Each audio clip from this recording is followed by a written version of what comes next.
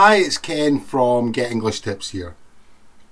One thing that I find a lot of students have difficulty with is making questions in the simple tense with the auxiliary verbs or helping verbs be, have and do.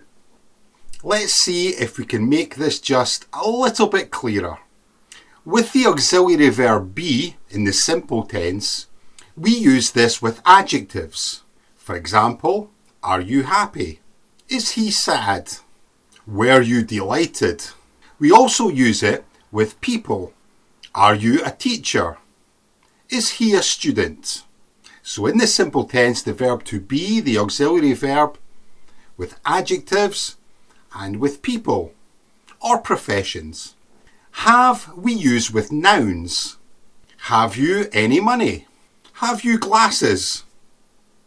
Normally we will use got and say have you got? Have you got any money? Have you got glasses? Have you got a pen? Do we will use with verbs.